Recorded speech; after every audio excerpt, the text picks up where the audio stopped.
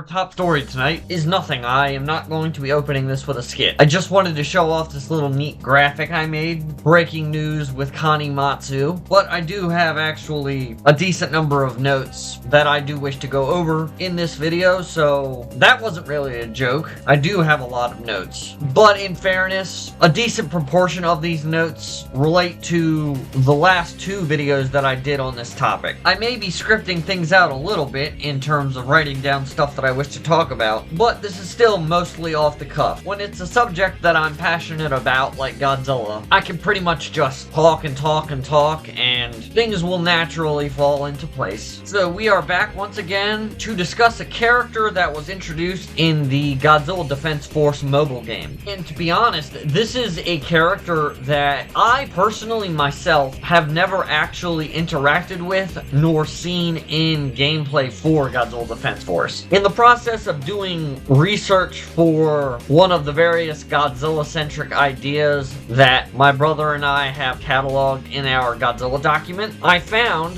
through perusal of the Wikizilla article for Godzilla Defense Force that there was in fact a character added to the game named the Xilien Queen. And I had a lot of initial thoughts about this character concept when I initially saw it, but I kind of wanted to use this video to talk about the Xiliens more generally because I have not seen any of her in-game dialogue. I have mentioned a playlist that I found on YouTube cataloging the gameplay of Godzilla Defense Force in the past, but based on how characters like Operator Yui and General Tywin are handled in Godzilla Defense Force in terms of characterization and dialogue, I'm just going to assume that I'm not going to be missing much by not really going over any of the Xilien Queen's dialogue. The real short and simple segue into talking about this is that in Godzilla Defense Force, the Xiliens are the bad guys. Are we the baddies? For anyone who is unaware what the Xiliens are, the Xiliens were the alien race that were introduced in the 1965 Toho Godzilla film titled Invasion of Astro Monster. They were the bad guys. Basically, they had taken control of King Ghidorah and basically tricked humanity into thinking that their motives were good intentioned, when in reality, they just wanted to take King Ghidorah and then take control of Godzilla and Rodan so that they could use them to take over the Earth. I believe the motivation was just that the Earth had good resources. If I remember correctly, I did skim over Invasion of Astro Monster a couple days ago in preparation for this video. I believe the way they put it is that gold is less precious of a resource materially than H2O, water. Can I get you anything? Water would be nice.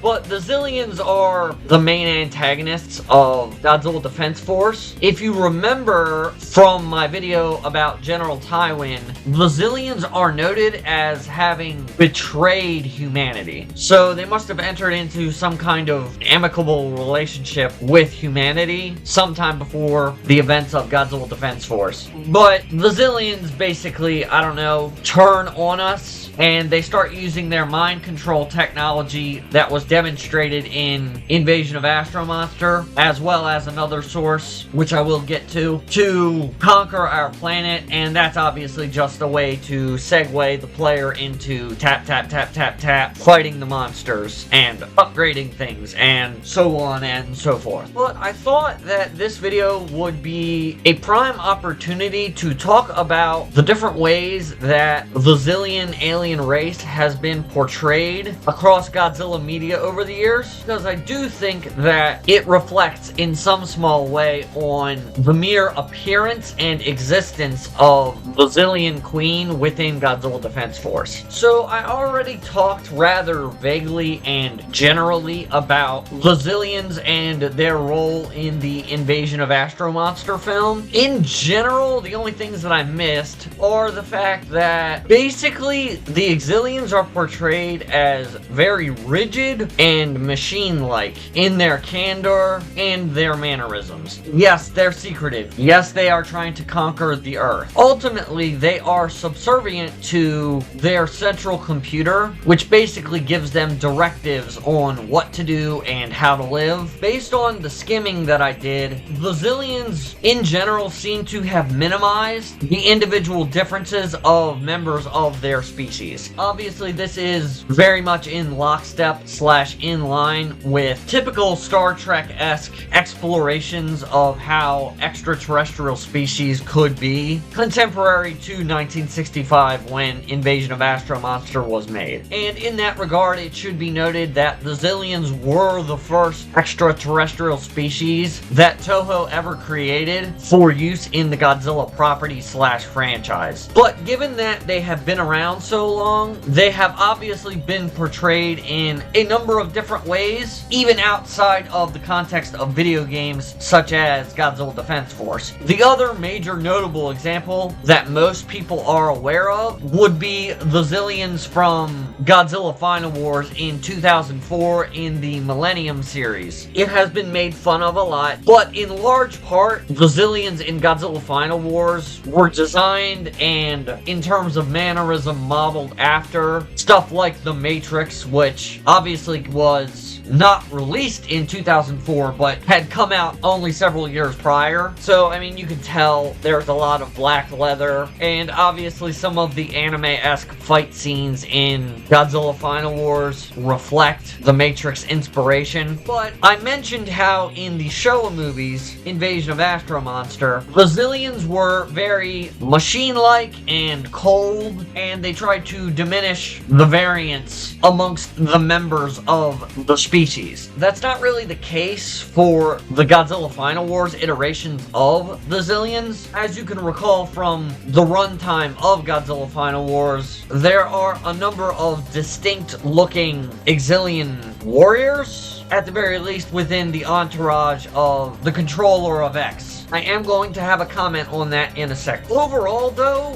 there is not really a whole lot shared between the Final Wars and the Showa / Invasion of Astro Monster versions of the Xiliens. They share the same name. They are somewhat in relation to a version of King Ghidorah. King Ghidorah in the Showa case, but Kaiser Ghidorah in the Final Wars case. But the Xiliens in Final Wars have a lot more variation between their various species members. There is not really a whole lot of exploration of bucking the system, fighting against the central computer in the Showa version of the Xiliens, with one major exception which I will talk about. But it is worth noting that the controller of X basically kills his superior in Godzilla Final Wars, and the Xiliens never really demonstrated anything of that sort in Invasion of Astro Monster. Okay, before I move on to the next major topic that I wish to discuss, I just want to put this out there. This guy is named the Controller of X, and in official material, this guy is also named the Controller of X. But me personally, I don't go by that. I consider the Controller of X in Godzilla Final Wars to be like the head guy.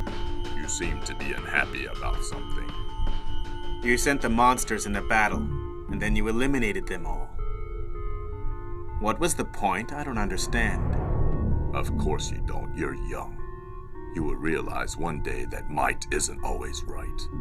A peaceful settlement is much more desirable. That this guy kills when Captain Gordon and all of his troops kind of confront the Xiliens on the stage. All right, explain! Well, in fact, we had to. We didn't want to. I have personally always called this character the Kid. That's how I differentiate him from the Controller of X, because to me, the Controller of X is like the rigid, high-ranking main guy in charge of the Xilien race. And I never really got that impression from the Kid. Maybe it's just the fact that Captain Gordon refers to him as Kid on at least one occasion. And that's it. Godzilla can handle the monsters. I want to kick that Xilien kid's ass. What is that monster? Listen, kid. There are two things you don't know about the Earth. One is me, and the other is Godzilla.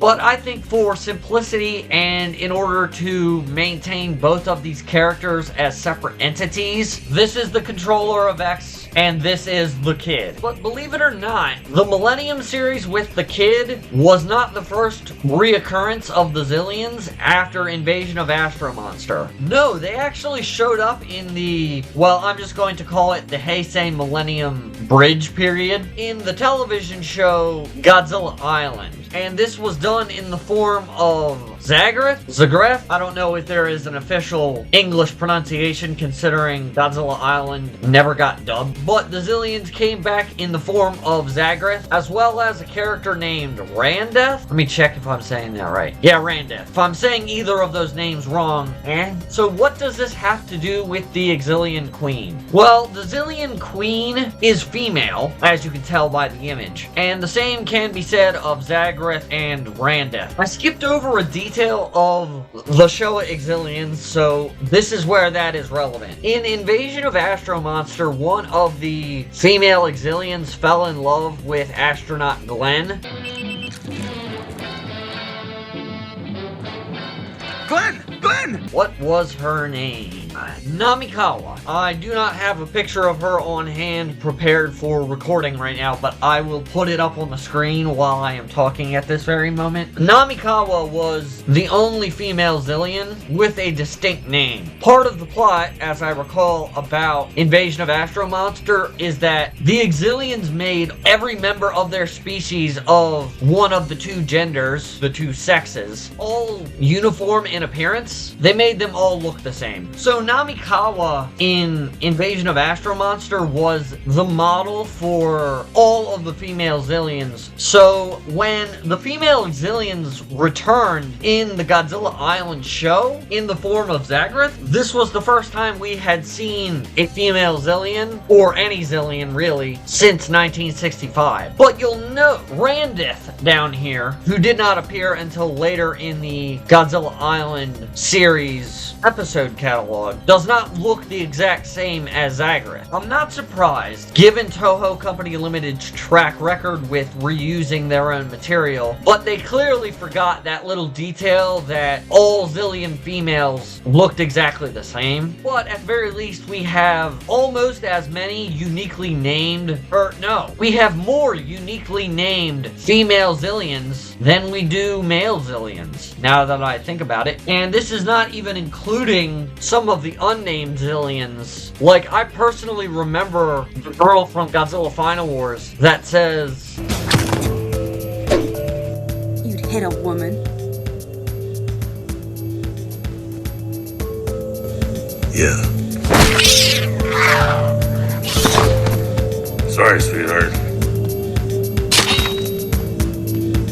I must confess, as I am recording this video raw and unscripted, I have not watched all of Godzilla Island, and that is mostly due to the fact that, as you can tell by my environment, I have not moved yet, so I'm still driving an hour to work, working 8 hours, and then driving an hour back home after work every day, so I do not have the spare time that I would need to binge watch all of the episodes of Godzilla Island through Toho's official YouTube playlist, because they did upload all of the episodes of Godzilla Island to YouTube for us to watch. I think I did the math. There's about 6 hours worth of original content in the Godzilla Island show that I would need to binge in order to have a more full understanding of what it did to the Xilien alien race as a concept within the Godzilla franchise. But from what I could tell, it didn't really do a whole lot. Zegreth up here is basically basically just the stereotypical kind of female anime villain stereotype. I imagine because Godzilla Island was made as a children's show of some kind is why they did that, but there wasn't really a whole lot of significance to note within what I have watched of Godzilla Island. I especially have next to nothing to say about Randeth down here, other than that she's like some kind of conqueror of worlds within the Xilien ranks, and she likes to have, you know, one of those like traditional Japanese fans. I think geishas use them. The most interesting thing I can say about either of them is that Zegreth here carries a sword on her in at least 1 or 2 episodes. Like I said, my spare time has been limited, so I was not able to do a comprehensive deep dive, but I didn't even notice when perusing her Wikizilla article, which I am completely surprised actually exists. Nowhere is it noted that she uses a sword, and the Xiliens did not use swords in Invasion of Astro Monster, so I just wanted to bring that up. But there is one particular detail about Zegreth and her weaponry and her powers that took me completely off guard. In fact, I texted my brother about it while I was watching it, and before I actually read what I wrote and texted him, what he said in response was, quote, "This is an interesting series of texts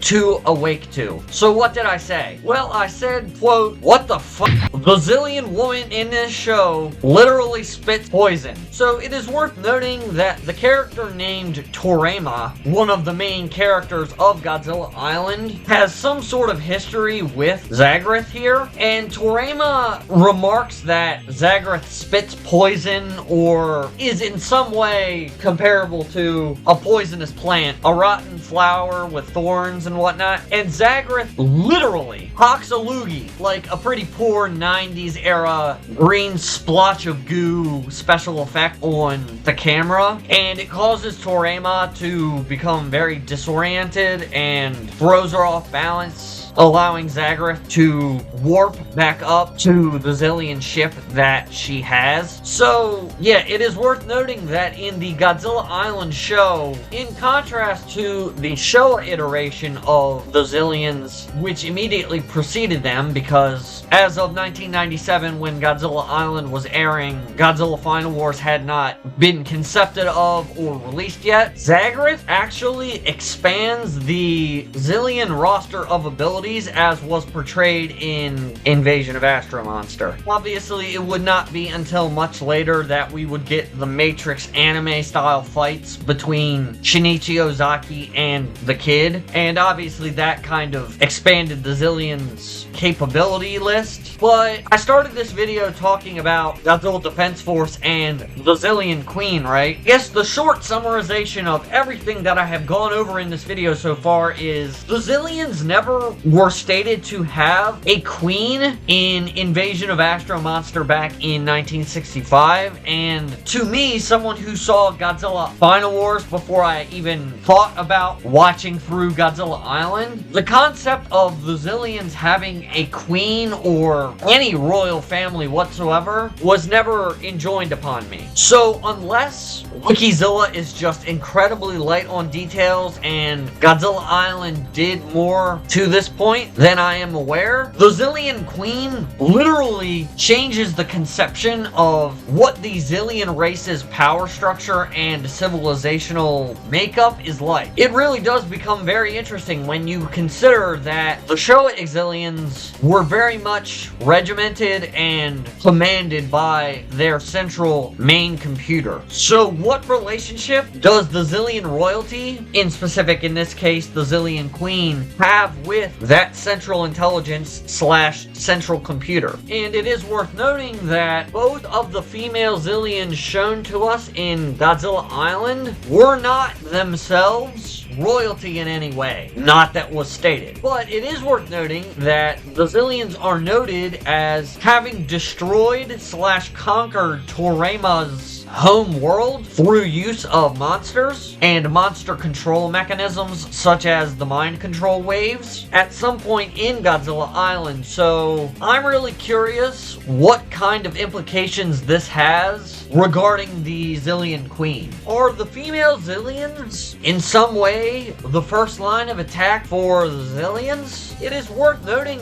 that the Xilien commander shows up early on in Godzilla Defense Force, and me personally, as someone who has not played all the way through whatever that means, Godzilla Defense Force, I thought the Xilien commander was like the head guy. So that was why I was so surprised when I looked at the Wikizilla page for Godzilla Defense Force, and apparently there is a Xilien Queen. Obviously, tell me in the comment section if I am incorrect about any of my assumptions regarding the Xilien Queen within Godzilla Defense Force, but I just wanted to make this video about her because clearly there is a lot of meat to chew on regarding the Xilien species. I do believe, aside from the simian alien race, the black hole aliens from Godzilla vs. Mechagodzilla 1974 and Terror of Mechagodzilla 1975, the Xiliens are the only race of extraterrestrial origin that have appeared in multiple pieces of Godzilla media. Actually, I stand corrected. Technically, the Bailu Saludo and the Exif show up in multiple things, but I kind of crunched the anime trilogy into one thing in that case. All I'm trying to say is that the Xiliens clearly have a special place in the minds of Toho Company Limited, and so the fact that Godzilla Defense Force, a random mobile game, went out of its way to include a character that dramatically changes our perception and understanding of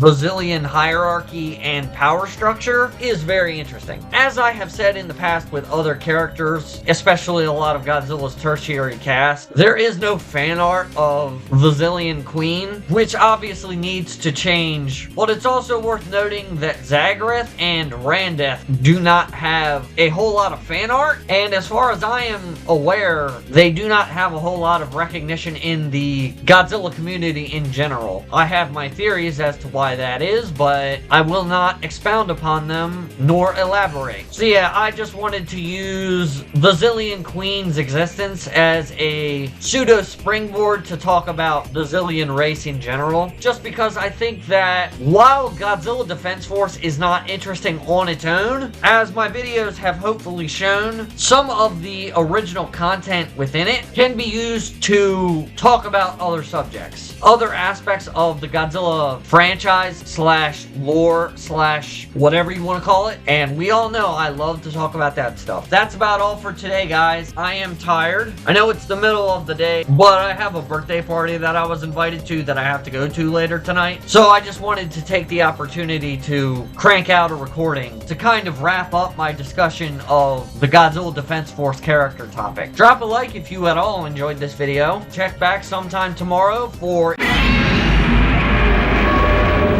Subscribe if you wish to see that content when it drops. Drop a comment telling me any of your thoughts on any of the various things that I discussed within the runtime of this video. And although you cannot purchase a space travel costume like Kanimatsu is wearing here, I would highly recommend that you check out Mount Merch, my merchandise store, which will be linked in the description, but will probably also be included in the pinned comment for this video.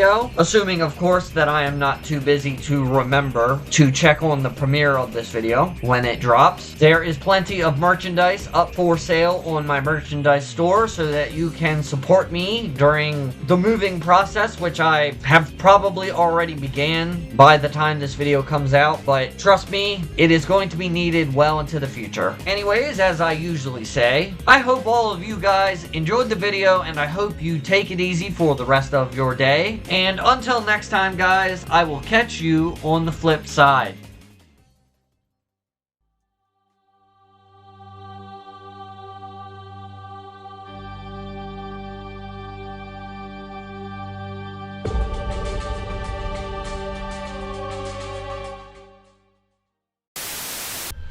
Wait a minute! Forget it.